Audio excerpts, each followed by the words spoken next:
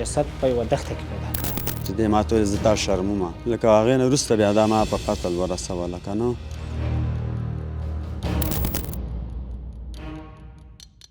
ډاکټر څه او د احسان الله او د دې نجلۍ نامشروع رابطه سره شته په خپل مابین کې. میشه با یک کارت زدمش و این بچه متاسفانه به قتل رسید. ته راولاړ چې سمردین مړ کړې دا د ما لور به زه تا ته ده. ما سره انډیوالي او اړیکې ټینګې کړه. ما ورته وویل زه دا نسم کولی تا سره. جسد په یوه دښته کې پیدا کړی.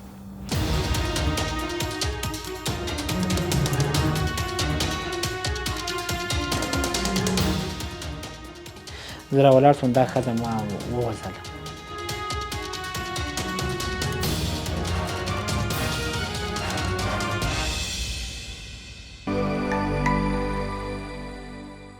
د کابل د امنیه قومندانۍ د جنایي جرمونو په وړاندې د مبارزې ریاست وایي چې 2 تنه یې د قتل په تور نیولي دي چې یوه پیغله نجلۍ او بل یې یو ځوان په قتل رسولی و. د یاد ریاست د معلوماتو له مخې هغه کس چې یوه پیغله نجلۍ یې په قتل رسولې وه په خپل جرم اعتراف کړی.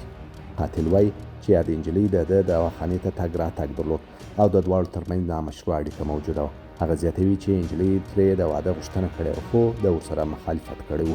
نوموړی وایي چې وروسته له دې شخړې یادې نجلۍ په قتل رسولې ده. په پل چرخي کې اوسېږو دې دا تقریبا 4 میاشتې کېږي چې دوی راغلي وو. نو هغه نه وروسته دا به راتلله دوا یو شی به وړل ځان سره. نو بیا وروسته داسې پیشنهاد ما ته وکړ چې ما سره انډیوالي او اړیکې ټینګې کړه. ما ورته وویل زه دا نسم کولی تا سره. نو بیا اخره کې خبر نیژې ته راغله چې وایي ما سره کور ته لاړ شه. نو ما هغه ورسره ونه منله. نو بیا دې ما ته وویل چې زه تا به وشرموم او پلار او خاندان ته مې. نو هغه نه وروسته بیا ما دا دې لکه دغه وکړو لکه هغې نه وروسته بیا دا ما په قتل ورسوله که نه چې دې ما ته ویل زه تا شرمومه. نو هغه نه بعد بیا ما داسې وکړو. نو حکومت نه دا غواړم چې اوس موږ نه ساوه سوې ده نو څه دوی قانون یې هغه غواړم. د کابل د امنیه قومندانۍ د جنایي جرمونو په وړاندې د مبارزې ریاست وایي چې دا پیښه د کابل ښار په پلچرخي سیمه کې رامنځته شوې ده. د یاد ریاست د څېړنو له مخې نجلۍ په میخ وژل شوې. الله د امرالله زوی دا د یوې شفاخانه کې ډاکټر ده او یوه نجلۍ ده د دغې په نامه ده د زرملیکې په نامه ده د میرزا خان لور ده. دا 4 میاشتې مخکې له پاکستان نه مهاجر راغلی افغانستان ته. دلته بیا د شفاخانې په بغل سره دلته کور ده. بیا د ډاکټر او د احسان الله او د دې نجلۍ نامشروع رابطه سره شته په خپل مابین کې. بعد له هغې نجلۍ ورته ویلي دي چې تا خو له ما سره د هغه مهاجر له پاکستان نه راغلی دې نجلۍ ورته ویلي زرملیکې چې تا له ما سره د نامشروع رابطه کړې زه یا تا افشا کوم او یا به له ما سره مثلا واده کوي یا به کور ته راځي دغسې معنا. بیا دا ډاکټر په خپل وزارت کې ډاکټر احسان الله د امرالدین زوی په خپله وایي چې زه په دې پوه شوم چې مثلا دا ښځه ما رسوا کوي یا ما حیثیت ته تاوان کوي.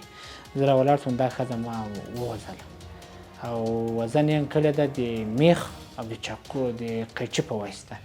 میخ ته په میخ یې وهلې ده دلته په شا کې او د قیچي باندې یې مړه کړې ده. د دغه ریاست مسؤلین زیاتوي چې د وژل شوې نجلۍ د کورنۍ له لوري د عریضې تر ثبت وروسته د امنیتي ځواکونو د هڅو په پایله کې د یادې نجلۍ جسد په یوه دښته کې موندل شوی دی. کله وخت چې دا ښځه مړه سوې ده بیا یې دغه ښځه راخڅې په یوه دښته کې غورځولې.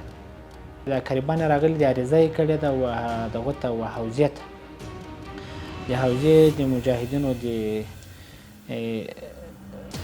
مثلا په دې پسې کوشش وکړ همکاري په د خلکو د همکاري په دغو باندې دا جسد په یوه دښته کې پیدا کړی.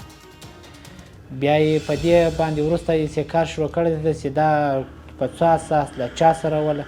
بیا د دې نجلۍ کورنۍ وایي پلار یې وایي او قریبان یې وایي چې دا یو چېرته هم نه تله خالي دغو ډاکټر ته به دوا ته ورتله بلې خوا ته یوې خوا ته هم نه تله نه مثلا کوم بازار ته چېرته وته نه مثلا بلې خوا تله.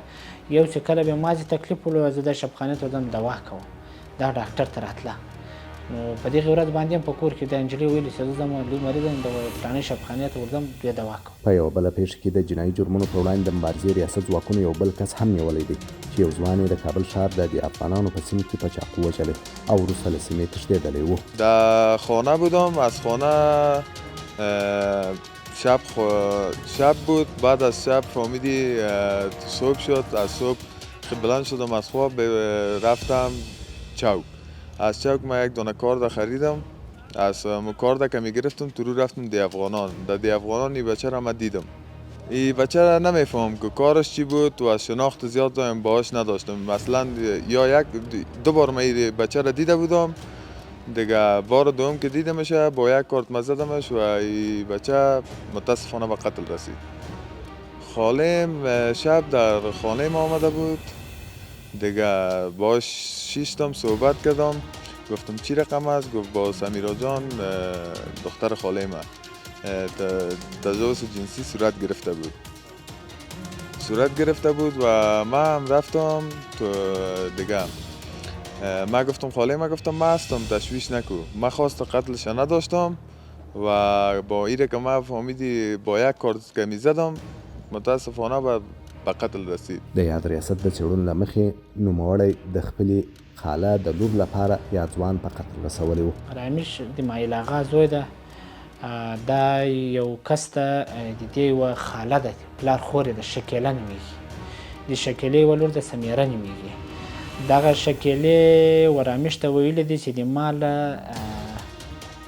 لور سره سمردین د مقتول ښیي، سمردین په نامشروع رابطه لري او دغه سمردین د ما له لور سره مثلا رابطه زیاته لري او ربط عامت هم لري.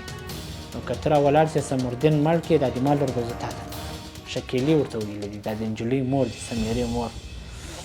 نو دغه سمردین خپل په خپل اظهاراتو په اقرار کې موږ ته دا وویل چې اوس بیا بعد له غوره ولاړ شوم، دا کس مې پیدا کړو چې د اسماعیل واټ ته د دوهم یو ځای مربوط په دې ساحه کې مې پیدا کړو. دغه کس یې په چاقو ووهل او هغه وفات شو، مړ شو.